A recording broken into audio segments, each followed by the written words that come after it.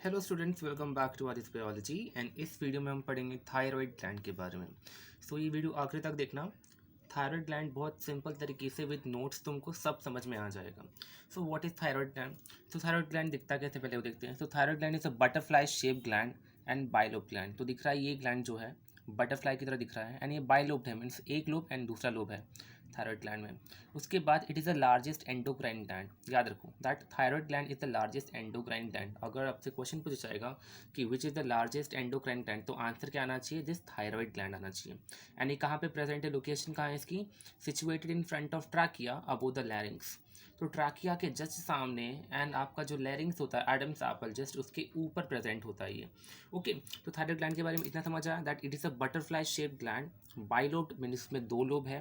It is the largest endocrine gland, सबसे बड़ा endocrine gland है। And it is situated in front of trachea, trachea के सामने and लैरिंग्स के ऊपर प्रेजेंट होता है। ओके, नाउ आपका जो बाइलोब ग्लैंड है बीच में एक कनेक्टिव टिश्यू से कनेक्टेड है, जिसे हम क्या बोलते हैं? इस्थमस बोलते हैं।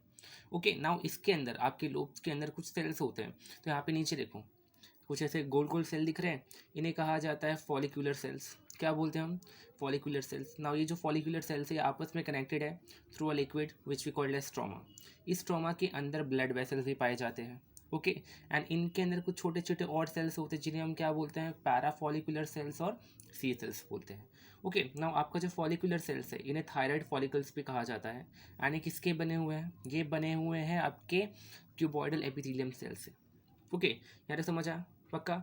ओके, आपका जो थायराइड फॉलिकल्स है उसके अंदर एक जेली लिक्विड भरा हुआ होता है जिसे हम क्या बोलते हैं? कोलॉइड बोलते हैं। समझ आया मैंने क्या बोला? ना ये जो थायराइड फॉलिकल्स है ये क्या करते हैं? अपना हार्मोन खुद स्टोर करते हैं। याद रखो, ये क्या करते हैं? स्टोर हार्मोन करते हैं। And only gland to store its own hormone. And याद रखो ये चीज़ कि थायराइड ग्लैंड अकेला एक ऐसा ग्लैंड है जो अपना हार्मोन खुद स्टोर करके रखता है। तो अगर ये क्वेश्चन पूछा जाएगा कि which is the only gland that stores it's own hormone, तो आंसर क्या आना चाहिए? This thyroid gland. Okay, simple. उसके आगे नाउ थायराइड ग्लैंड में हार्मोन कैसे बनता है? तो होता क्या है, TSH hormone that is thyroid stimulating hormone stimulate करता है आपकी थायराइड ग्लैंड को। एंड थायराइड ग्लैंड के जो फॉलिकुलर सेल्स हैं वो दो हार्मोन प्रोड्यूस करते हैं। पहले को हम क्या बोलते हैं? T4 और थायरॉक्सिन। दूसरे को हम क्या बोलते हैं? T3। T4 का फुल फॉर्म है tetra iodothyronine. What is tetra iodothyronine? वेराज T3 का फुल फॉर्म है ट्राई आयोडोथायरोनिन। समझ आया? पक्का मैंने क्या बोला कि टीएसएच हार्मोन जो कौन सिक्रेट करेगा? वो सिक्रेट करेगा आपका पिट्यूटरी ग्लैंड। ओके, वो स्टिमुलेट करता है आपके थायराइड ग्लैंड को। एंड थायराइड ग्लैंड के जो फॉलिकुलर सेल्स है दैट इज ये वाले सेल्स, फॉलिकुलर सेल गोल गोल वाले रेड वाले, वो क्या सिक्रेट करेंगे? वो सिक्रेट करेंगे दो हार्मोन, एक को हम बोलते हैं T4, दूसरे को हम बोलते हैं T3। T4 को थायरॉक्सिन भी कहा जाता है। एंड T4 का full form is tetra iodothyronine and T3 का फुल फॉर्म है ट्राई आयोडोथायरोनिन। ओके, यहाँ तक समझ आया? अब ये देखते हैं कि ये जो हार्मोन है बनता कैसा है। ओके, अब यहाँ पे देखो, तो होता क्या है, अमाइनो एसिड, एक टायरोसिन नाम का अमाइनो एसिड है, when it's combined with iodine it form thyroxine hormone. तो जब आपका टायरोसिन अमाइनो एसिड आयोडीन के साथ अटैच हो जाता है वो कौन सा हार्मोन बनाता है? थायरोक्सिन हार्मोन बनाता है ना। यहाँ पे T3 एंड T4 तो पड़ा, बट T1 एंड T2 भी होता है। तो T3 एंड T4 बनने से पहले T1 एंड T2 बनते हैं। T1 मतलब मोनो आयोडोथायरोनिन, मतलब आपके टायरोसिन अमाइनो एसिड में एक जब आयोडीन अटैच है तो क्या बनेगा? आपका T1 बनेगा। और अगर दो आयोडीन अटैच है तो क्या बनेगा? आपका T2 बनेगा। ना ये जो T1 है T2 है, ये आगे जाके मेटाबोलाइज होकर क्या बनते हैं? T3 एंड T4 बनते हैं। ओके, ना ये जो T1 एंड T2 है ये एंड टू एंड बाइंड होकर क्या बनाते हैं? To form the colloid of follicular cells. तो आपके जो फॉलिकुलर सेल्स में दिख रहा है कोलाइड बनाया मैंने ग्रीन कलर से, तो कैसे बनता है? By the attachment of this T1 and T2। यहाँ तक समझ आया? पक्का ना। उसके आगे पढ़ते हैं हम इसका फंक्शन क्या है। What is the function of thyroid gland? सबसे इंपॉर्टेंट। ओके, पहला फंक्शन क्या है? It regulates basal metabolic rates. Regulates basal metabolic rates. But metabolic rates का मतलब होता है जो भी आपकी बॉडी में फंक्शन होता है, फॉर एग्जांपल आपका हार्ट रेट है, रेस्पिरेशन है, रेट है, ब्लड प्रेशर है, उन सबको मेंटेन करता है। दूसरी चीज, it regulates metabolism bye protein synthesis and promotes growth of body. ये बॉडी में प्रोटीन सिंथेसिस करवाता है, आपकी बॉडी की ग्रोथ करवाता है। दूसरा, it helps in thermo regulation. Thermo regulation का मतलब है कि आपकी बॉडी का टेम्परेचर मेंटेन करने में हेल्प करता है। Fifth point is it maintains H2O and electrolyte balance. आपके बॉडी में वाटर एंड इलेक्ट्रोलाइट का बैलेंस मेंटेन करने में हेल्प करता है। And last is regulates reproductive cycles in females के अंदर जो उनका मेंस्ट्रुअल साइकिल है, रिप्रोडक्टिव साइकिल, उसको भी मेंटेन करने का ये काम करता है। समझ आया? तो ये किसके फंक्शन से? आपके थायराइड ग्लैंड के फंक्शन से। नाउ यहाँ पे मैंने बोला कि there are small cells in the stroma which we called as parafollicular cells और सी सेल्स। सी सेल का फुल फॉर्म है क्लियर सेल्स, याद रखोगे। ये जो सी सेल्स है ये भी कुछ प्रोड्यूस करते हैं। ये क्या प्रोड्यूस करते हैं? ये कैल्सिटोनिन नाम का हार्मोन प्रोड्यूस करते हैं। नाउ इसका क्या काम है? That regulates calcium metabolism. ये क्या करता है? कैल्शियम मेटाबॉलिज्म करता है, मतलब आपकी ब्लड में कैल्शियम का लेवल ज़्यादा होने नहीं देता है। ओके और मैं ऐसा बोलूँ कि आपकी बोन्स को कैल्शियम एंड फॉस्फोरस जो है उसको एब्जॉर्ब करने में हेल्प करता है। समझ आया? ये किसका फंक्शन था? पैराफॉलिकुलर सेल्स का। तो बेसिकली दो सेल्स मिलते हैं आपके थायराइड ग्लैंड में। पहला क्या है? फॉलिकुलर सेल्स जो थायरॉक्सिन सिक्रीट करता है, वेरस पैराफॉलिकुलर सेल्स क्या सिक्रीट करता है? वो सिक्रीट करता है आपका कैल्सिटोनिन। एंड दोनों ही इक्वली इंपॉर्टेंट है। नाउ लास्ट पॉइंट क्या लिखा है मैंने इसके बारे में? Regulated by thyrotropin of pituitary gland by negative feedback mechanism. यही याद रखोगे, थायरोट्रोपिन को ही TSH हार्मोन कहा जाता है। ओके, TSH का ही दूसरा नाम क्या है? थायरोट्रोपिन है, भूलना नहीं, कंफ्यूज नहीं होना। TSH का ही दूसरा नाम क्या है? थायरोट्रोपिन है। एंड यहाँ पे क्या लिखा है मैंने? Regulated by pituitary gland by negative feedback. For example अगर आपके बॉडी में ये बताया, जैसे मैंने बोला यहाँ पे आपके हार्मोन बन जाएंगे एंड वो स्टोर हो जाएंगे। ओके, फॉलिकुलर सेल्स में स्टोर होके रह जाएंगे, वो रिलीज़ नहीं होते। वो कब रिलीज़ होंगे? जब आपकी बॉडी में थायरॉइड मतलब जब आपके ब्लड में मैं बोलूँ तो थायरॉक्सिन हार्मोन बिल्कुल भी नहीं है, तो सिग्नल किसको जाएगा? TSH हार्मोन को। देन TSH हार्मोन क्या करेगा?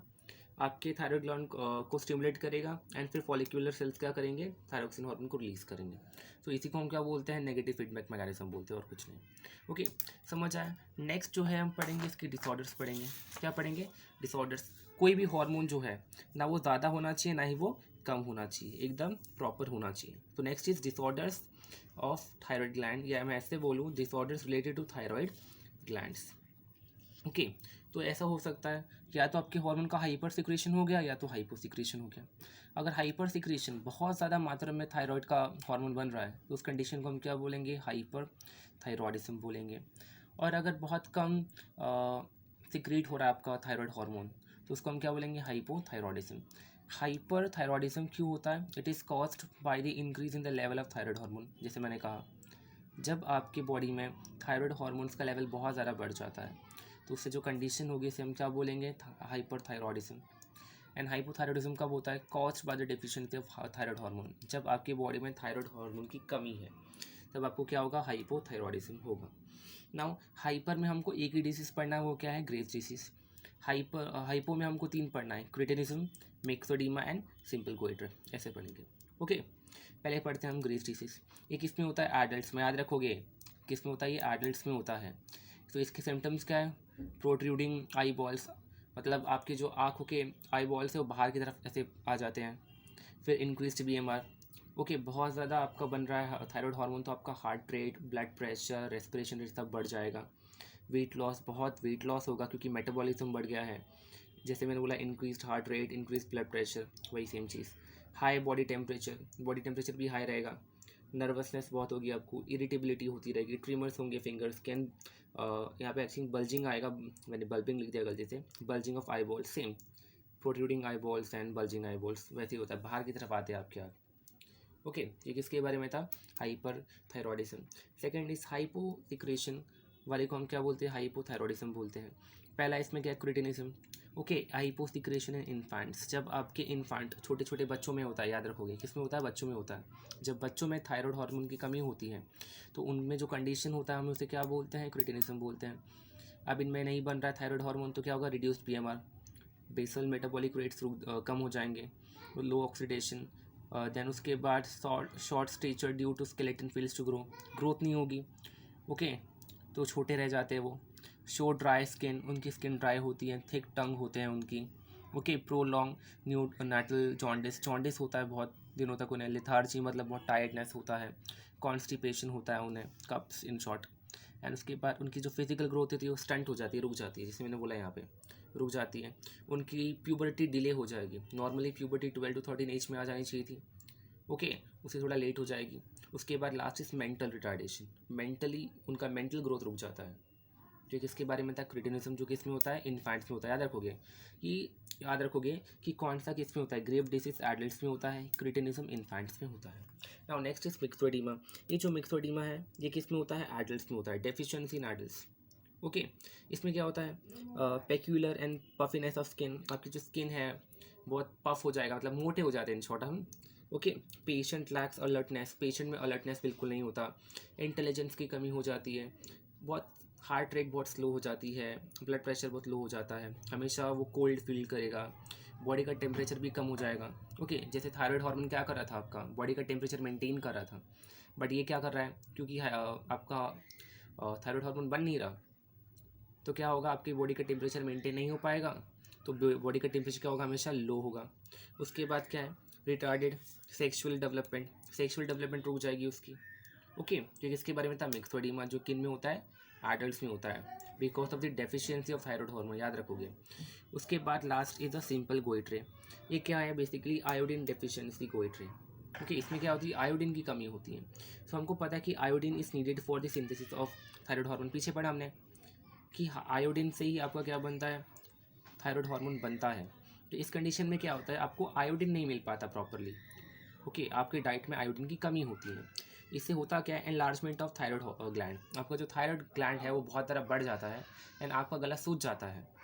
आपका थायराइड ग्लैंड तो बड़ा हो जाता है बट वो थायरोक्सिन हार्मोन नहीं बनाता, with no thyroxine output, thyroxine नहीं बनाएगा, खाली ग्लैंड बड़ा हो जाता है, जिसकी वजह से आपका गला सूज जाता है।